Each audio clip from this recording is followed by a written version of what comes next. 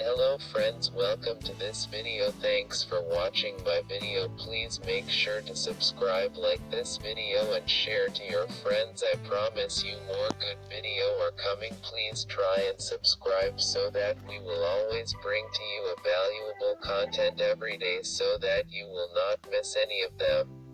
So let's jump into today's video. I do not fix problems. I fix my thinking. Then problems fix themselves. Louise Hay. Looking back on my life, I came to understand that perfection was my worst enemy. I was raised in an environment of high expectation, and every day in school felt like I was competing with others and fighting to be the best in class. At the age of 10, I believed I was stupid just because my brain couldn't work out physics and math. I was good with literature, arts, and foreign languages. But that wasn't a sign of brilliance in the Eastern European culture that shaped me. Much later, as a grown-up woman, I didn't see myself as good enough, beautiful enough, smart enough, or successful enough. I felt unworthy of being loved by a wonderful man. Unworthy of getting a good paycheck to reflect my skills and talents. Too unworthy to apply for a tempting position at work. My life looks completely different today, and I embrace the new me with much gratitude and joy. I love myself as I am. I am happily married and doing what I was born to do in the world. So how did this shift happen?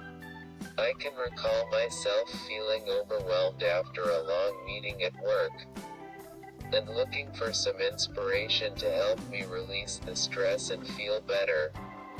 As I was searching for the secret movie on the YouTube, I accidentally opened another video that went straight into my heart. You Can Heal Your Life by Louise Hay. Today, I know that was no accident. The teacher shows up when the student is ready. So true.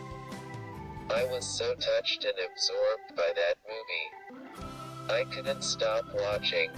Listening to Louise was pure magic. Every single word went straight into my heart. I finally felt home. In a space where it was perfectly okay to be me. I love and approve myself as I am. I am whole and complete and life loves me. Over the next year, I discovered the work of other enlightened souls, Wayne Dyer, Byron Katie, and Don Miguel Ruiz, inviting me to precious moments of self-reflection and deep learning. Their teaching helped me to let go of old thinking patterns and cultural limiting beliefs that didn't serve me well. After much trial and error applying their wisdom to my life, I have found a new sense of freedom. Here's how. 1. I've let go of the need to be perfect.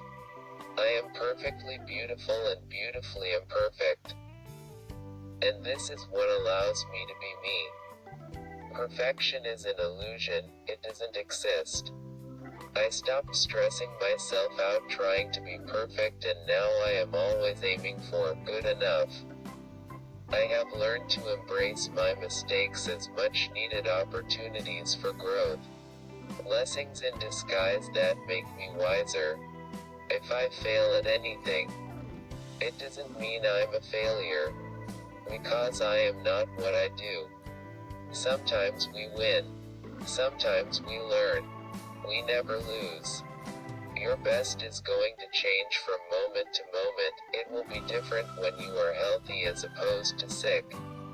Under any circumstance, simply do your best, and you will avoid self-judgment, self-abuse and regret.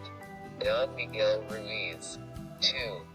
I've let go of the need to be busy all the time. Being in a rush isn't a sign of virtue. I have learned to listen to my body, and I no longer feel guilty for doing nothing. I know I sometimes need to recharge the batteries of my body and soul. And I don't feel like I owe anyone any explanation for doing that. If I don't have time for myself, I make it. Watching a good movie, listening to relaxing music, reading a good book, singing, taking a walk to connect with nature. I do whatever makes my heart sing. I am a human being, not a human doing.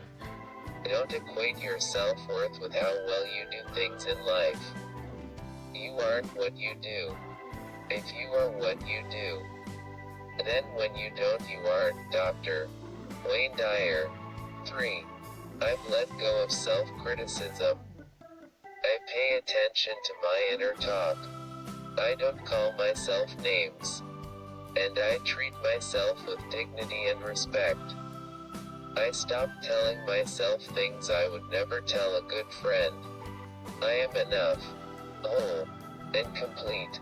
I have come to understand that in life, we don't get what we want. We get what we think we deserve. That's why it's necessary to believe in ourselves and see ourselves as enough and worthy of the best things life has to offer. You've been criticizing yourself for years and it hasn't worked. Try approving of yourself and see what happens. Louise Hay. 4. I've let go of blaming. I now know that each time I blame someone else, I am making myself a victim. Blaming others for taking my time, my money, or my love is unfair. Because I always choose how much I give and to whom. No one can hurt me or upset me without my conscious, and often unconscious, consent. Instead, I now take responsibility for the way I feel, act, and think. I am in charge of my actions. And I know my future is the result of my current choices. I am what I believe and whatever I choose to be. All blame is a waste of time. No matter how much fault you find with another, it will not change you. You may succeed in making another feel guilty about something by blaming, but you won't succeed in changing whatever it is about you that is making you unhappy. Wayne Dyer. 5. I've let go of judging. I know that everyone is on their own journey, and my job is to focus on my own. I also know that each time I am judgmental with people, I'm reacting to something that bothers me about myself. If I believe you are mean, it means I can also be mean. How could I see that in you? Otherwise, placing the blame or judgment on someone else leaves you powerless to change your experience. Taking responsibility for your beliefs and judgment gives you the power to change them. Byron Katie. 6. I've let go of making assumptions about what other people feel, want, or think. I am not them, so there's no way to know what they're feeling and thinking. I stopped making up imaginary scenarios and letting my mind play with me. Each time I find myself disturbed by what people do or say, I know it's time for a reality check. From the work of Byron Katie. I've learned to examine the thoughts that trouble me and ask myself, is that true? Many of my assumptions likely aren't. For example, I might assume someone doesn't like me, when really she's just having a bad day. Or maybe she's just shy. Not everyone is the same. The moment I realize I can't know what this person thinks, simply because I am not her, my mind gets clear and I am able to meet her with an open heart. I found that my unquestioned assumptions were the cause of all war and all peace in my world. Byron Katie. 7. I've let go of competing with others. I now know that my need to fight is nothing but my ego's scream for self-validation. I don't need anyone to lose any games so that I can feel good about myself. I love harmony, collaboration, and win-wins. I've stopped comparing myself to others. I choose to connect with people from a place of love instead of fear. And I believe in abundance. I choose to believe that we live in a supportive universe, where there is enough of everything and for everyone, including myself. Love is cooperation rather than competition. Dr. Wayne Dyer. 8. I've let go of chasing happiness. I no longer project my happiness into an imaginary future, hoping that someday, when I have that job, that house, that car, that success, I will be happy. I have learned to find happiness in the small pleasures of life, and I embrace the only reality that is the present moment, with gratitude and much joy. I stopped waiting for the weekends to feel like living because each day is a gift and every single moment is precious and equally important. In a day I shifted my focus from stress to blessed. Everything changed. I am thankful for everything I am and for everything I have, a healthy body and mind, a loving family, a few genuine, longing friendships I've made over time, and a job I love and believe in. I have noticed that the universe loves gratitude. The more grateful you are, the more goodies you get. Louise Hay. 9. I've let go of worrying about the future. I accept that there are things in life that I cannot control. No matter how hard I might try, each time I find myself worrying, I keep telling myself, time will tell. I might not always get what I want, but I know I always get what I need. I trust the flow of life, and choose to believe we live in an intelligent universe, where everything unfolds perfectly. Sometimes in life, even the time needs time. Life is simple. Everything happens for you, not to you. Everything happens at exactly the right moment. Neither too soon nor too late. You don't have to like it, it's just easier if you do. Byron Katie. 10. I've let go of pleasing others. I no longer seek external validation so that I can feel liked or accepted. Worrying about what others think is a waste of time. Other people's opinion of me is all about them and what they see in me, filtered through their lenses. It has zero to do with me.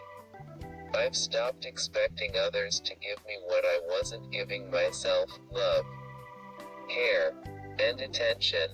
Loving myself as a whole, body, mind, and soul, is not selfish. I keep my cup full of self-love, and I take good care of my needs and my heart's desires. I have learned how to make powerful choices for my highest good without worrying about disappointing people. People disappoint themselves by setting expectations for who they want me to be or what they want me to do. Saying no to things we don't want to do is a learned practice and a sign of self-care. If it sounds like a should, I don't do it. I go for the things that feel like a want. My wants come from myself, instead of being imposed on me by others. I always choose how I am spending my precious time and with whom. I know my time is my life, and it's never coming back. My life is about me and I have the right to make my own choices. Life is to be lived, not existed, and I choose to live it authentically, with no apologies and no regrets. Nothing others do is because of you. What others say and do is a projection of their own reality. their own dream. When you are immune to the opinions and actions of others, you won't be the victim of needless suffering. Don Miguel Ruiz. My self-transformation into the mindful person I am today didn't happen overnight. It's been an ongoing process that required continuous inner work. Today, I am still a student at School of Life, and every day is a great opportunity for new learning. I know that I have the power to create my own reality by the way I think, so I make sure I nourish my mind with healthy thoughts. Knowing my mind has power,